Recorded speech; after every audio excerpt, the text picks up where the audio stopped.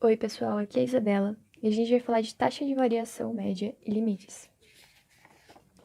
Começando então com a taxa de variação média, a gente tem aqui a fórmula dela e, por definição, a gente pode dizer que ela é uma razão que compara a variação do eixo vertical com a variação do eixo horizontal. A fórmula se dá por f de x menos f de x inicial sobre x menos x inicial. Ou seja, né, ela vai tirar uma média de quanto o gráfico mudou em um determinado intervalo. Vamos ver isso aqui um pouquinho aplicado em um gráfico.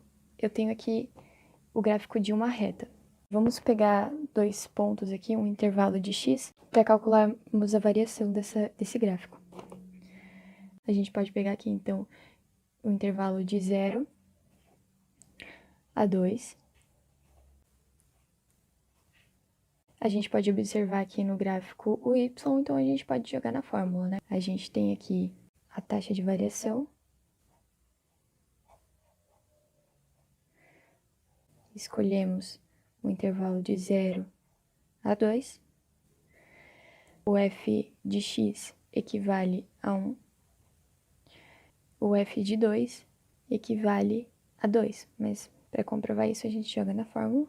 2 vezes meio é 1, mais 1 é 2.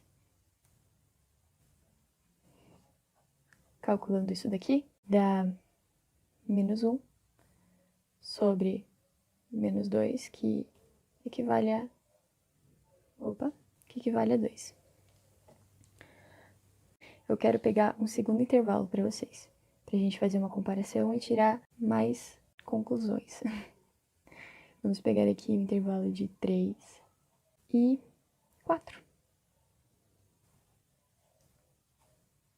A gente vê que vai dar 0,5 positivo, que é equivalente a meio. Então, podemos notar que em uma reta não há taxa de variação. Se observarmos, na verdade, não fizemos a taxa de variação da reta, porque ela não tem variação, já que ela é constante.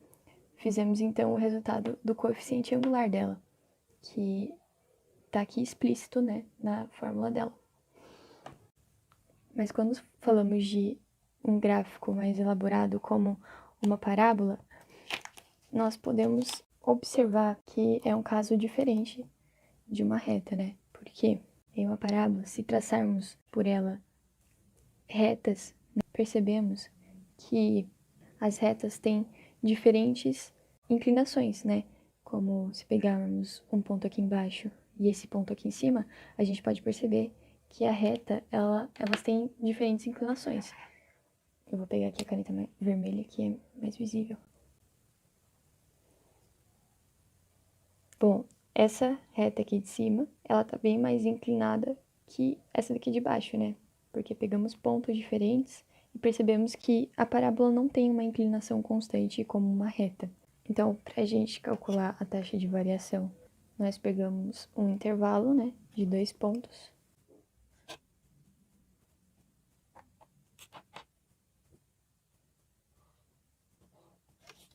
E calculamos o coeficiente angular da reta, passando pelos 2 pontos escolhidos, o determinado intervalo.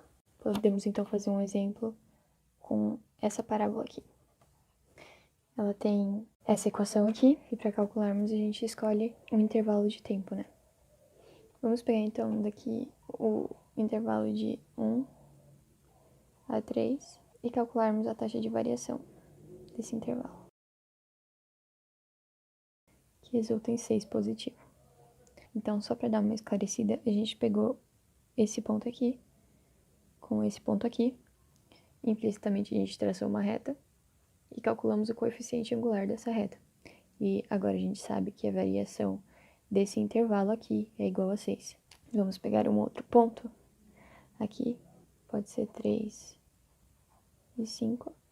Calculamos a variação do eixo x e do eixo y, resultando então em 8 positivo.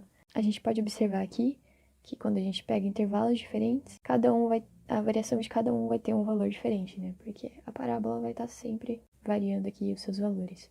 Porque aqui embaixo ela pode estar indo mais devagar no eixo X e mais devagar no eixo Y, e daí depois ela sobe com mais rapidez, né? Bom, esse exercício é sobre a taxa de crescimento de uma população laboratorial. A população de moscas é mostrado em relação ao tempo. Então, ele quer que calcule a taxa média de crescimento do dia 23 ao dia 45. Jogando, então, isso aqui para cá, para a gente poder fazer o cálculo, né? Pegamos, então, o tempo final menos o tempo inicial. Agora, para a população, a variação da quantidade de moscas foi de 340 menos 150. Que isso resulta em 190 moscas sobre 22. Que fazendo o cálculo disso aqui dá aproximadamente 8,6. Eu esqueci de marcar aqui, mas aqui existe aquela reta que eu havia falado e ela é a reta secante, né? Não tinha mencionado ainda. E uma observação que a gente pode dar sobre essa reta, ela não diz detalhadamente sobre esse gráfico aqui. Mas e se a gente quisesse saber uma informação mais específica sobre esse gráfico, como que a gente faria, certo? Vamos ver um exemplo agora. Bom, como podemos ver, ele não quer mais saber a taxa de variação entre os dias 23 e 45. Agora, ele quer saber exatamente do dia 23. E como a gente vai fazer isso? Bom, para a gente calcular a taxa de variação no exemplo anterior, a gente calculou o coeficiente angular dessa reta secante que passava por esses dois pontos. Então, nós vamos precisar aproximar esse ponto do dia 45 à medida que ele vai se aproximando do ponto 23 e assim dá a taxa de crescimento da população, né? Exatamente do dia 23. E para isso nós vamos desenhar secantes que vão fazendo com que esse ponto se aproxime desse dia.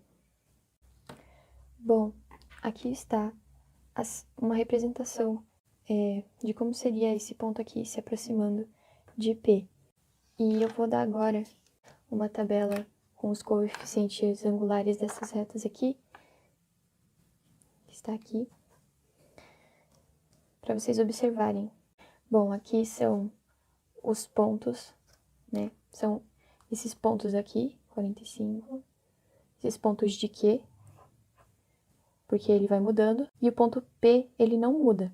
Então, o coeficiente angular de cada reta será calculado com diferentes pontos de Q para o mesmo ponto de P.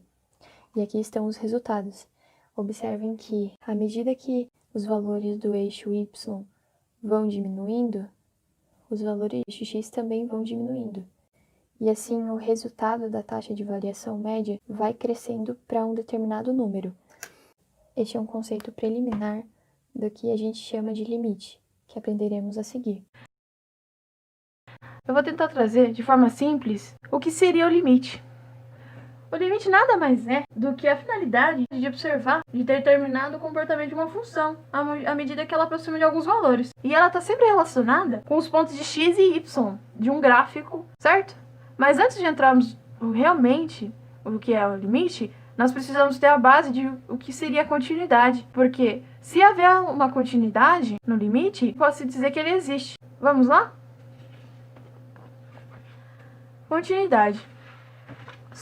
De forma intuitiva, observando esses dois gráficos, já podemos dizer se ela é ou não contínua, pelo seguinte. Quando observamos esse primeiro gráfico, podemos ver que ela não é contínua, porque a função tem dois valores que se apresentam de forma diferente na função de f de x. Podemos observar o seguinte. Quando o limite da função de f tende pelo lado negativo, seguindo aqui, ele sim existe, e ele tem um valor. Mas, quando a gente tende pelo lado positivo, ele não existe. Ele tem essa quebra, esse salto. E uma das regras da continuidade é que os dois lados tenham os dois valores iguais e eles existam, certo? Agora que temos essa base de continuidade, podemos ir para o limite. O limite tem essa cara, gente. Como eu disse anteriormente, o limite que você quer achar, ele tem que estar contínuo na função. Muitas vezes ele vai aparecer aqui, ó, tendendo. O limite de uma função quando ele tende a um número, ele tem que ser um número que se aproxima da tendência dele, tanto pelo lado negativo quanto o lado positivo, certo? Nada melhor, né, que fazendo conta, não é? O primeiro exemplo que eles dão é o seguinte: o limite de uma função de f de x é igual a x a 4x mais 1. Resolvendo de forma simples, logo de cara a gente pode observar o seguinte, que ele tende pelo número 2, então a gente já pode substituir esse carinha aqui, ó. Ele vai ficar dessa forma. Limite de 4 multiplicado por 2, né? Porque daqui é uma multiplicação, mais 1. O limite, antes que eu esqueça, o limite está tendendo a 2, né? Podemos dizer que aqui já temos uma conta, que é 8. 8 mais 1 é igual a 9. O limite da função de f de x é igual a 9, quando ele tende para o 2. Correto? Tentar calcular o limite na calculadora científica, que muitas vezes o limite não vai dar certinho.